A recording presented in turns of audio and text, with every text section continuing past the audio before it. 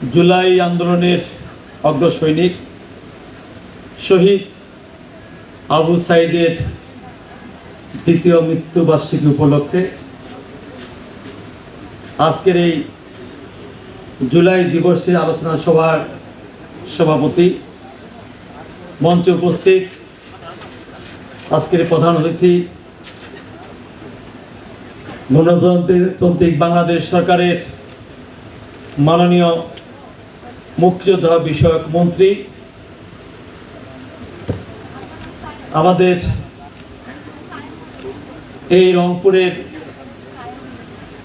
City corporation রাজধানী উন্নয়ন কর্তৃপক্ষ,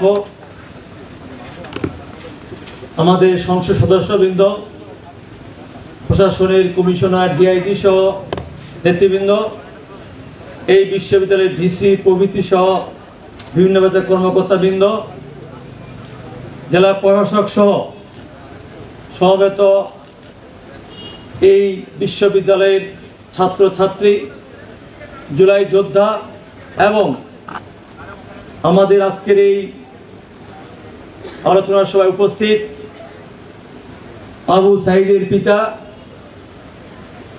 মকবুল হোসেন সহ এবং এই জুলাই আন্দোলনের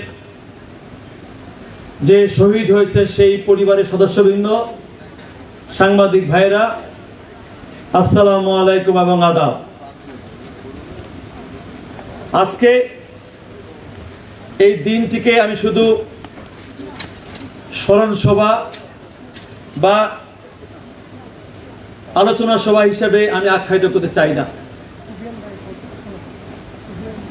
এই দিনটি আমি আমার বিবেককে প্রশ্ন করার দিন হিসেবে আখ্যায়িত করতে চাই।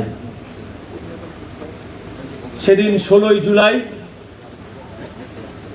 ছিল কোটা বিরোধী আন্দোলন। সেই সময় শুধু বেগম রোকেয়া বিশ্ববিদ্যালয় নয়, বাংলাদেশের প্রত্যেকটি বিশ্ববিদ্যালয় এবং শিক্ষা প্রতিষ্ঠানে সাধারণ ছাত্র ছাত্রীরা যখন তাদের দাবি আদায়ের জন্য সোচ্চার হয়েছিলেন, সেই সময়ের ফ্যাসিস্ট একনায়কতন্ত্র সরকার এবং তার পেটুয়া বাহিনী এবং তার মদতপুষ্ট সেই ছাত্র সংগঠন সেই দিন সারা বাংলাদেশে আমাদের এই নিরীহ নিরস্ত্র ছাত্র ছাত্রীদের উপরে ঝাঁপিয়ে পড়েছিল এবং তারা মনে করেছিল দমন পীড়ন করেই আমাদের সেই ছাত্র ছাত্রীদের দাবি সেটা ভণ্ডুল করে দিবে। কিন্তু আবু সাঈদ তারা কিন্তু প্রতিদিন জন্মগ্রহণ করেন না। এই আবু সাঈদরা যুগে যুগে একজন করে জন্ম নেন। সেই দিন টিয়ার সেল, লাঠির চার্জ, অনেক সাথীরা সরিয়ে গিয়েছিল, কিন্তু আবু সাঈদ বুক চিরে দাঁড়িয়ে সেই দিন বলেছিল, গুলি করার সাহস থাকলে করো। এই যে তার শেষ ডায়লগ, তার মধ্যে সে দাঁড়িয়ে সেদিন সে বাংলাদেশকে মুক্ত করেছিল।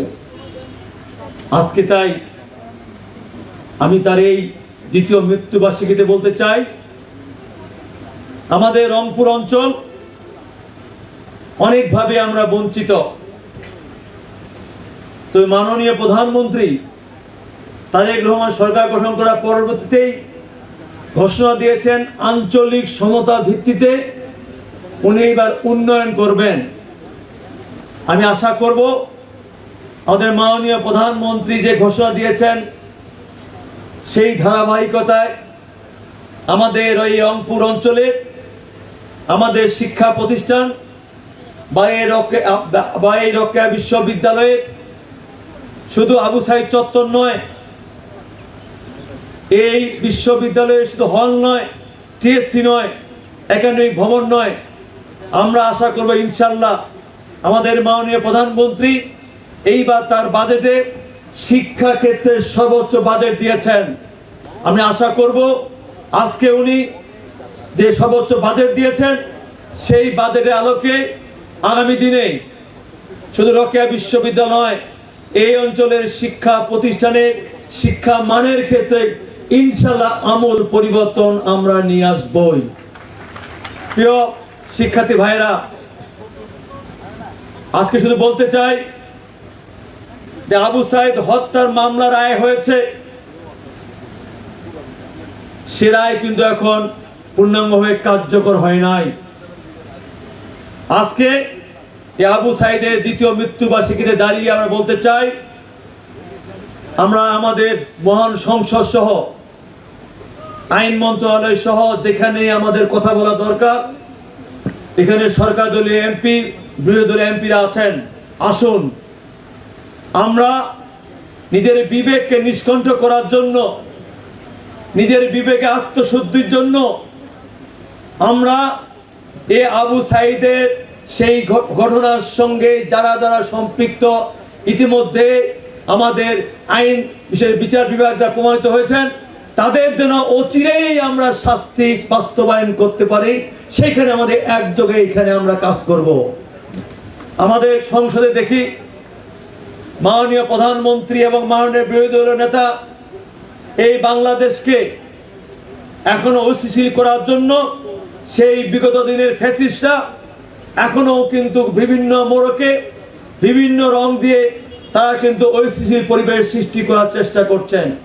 গতকালকে আমাদের বাজেট অধিবেশনে শেষ বক্তব্যে মাননীয় বিরোধী দলীয় নেতা এবং মাননীয় প্রধানমন্ত্রী যে বক্তব্য দিয়েছেন, আমি আশা করব আমরা সংসদে আলাপ আলোচনার মধ্য দিয়ে আমরা বিভিন্ন বিষয়গুলো মত প্রকাশ করার মধ্য দিয়ে আমরা যেভাবে আগামী দিনে একটি বৈষম্যহীন মানবিক বাংলাদেশ গড়ে তুলতে চাই, আমার বিশ্বাস সেই আলোকেই আমরা যদি আজকে সক্রিয়াশীল সমস্ত রাজনৈতিক দলগুলো ঐক্যবদ্ধ থাকি, তাহলে বিগত ফ্যাসিস্টরা আজকে যতই আওয়াজ দেখ না কেন, যত রকম ষড়যন্ত্র করুক না কেন, ইনশাল্লাহ আবু সাইদের রক্ত, এই 24-এর শহীদের রক্ত কোনোদিন তা ব্যথা হতে দেবে না ভাইরা আমার।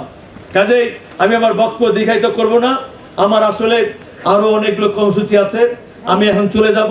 কাজেই আমি বিশেষ করে আয়োজকদেরকে আমাকে এখানে দাওয়াত দেওয়ার জন্য ধন্যবাদ কৃতজ্ঞতা জানিয়ে, এবং আগামী দিনে ইনশাল্লাহ এই বিশ্ববিদ্যালয়ে আপনাদের প্রত্যাশিত যে দাবিগুলো আছে, সেই দাবিগুলো বাস্তবায়নের জন্য আপনাদের একজন সহযাত্রী হিসাবে আপনাদের সঙ্গে কাজ করব। এই কথাগুলো বলে আমি আমার বক্তব্য শেষ করছি। ভালো থাকবেন, সুন্দর থাকবেন, সুস্থ থাকবেন। সবাইকে ধন্যবাদ। আসসালামু আলাইকুম, আদাব।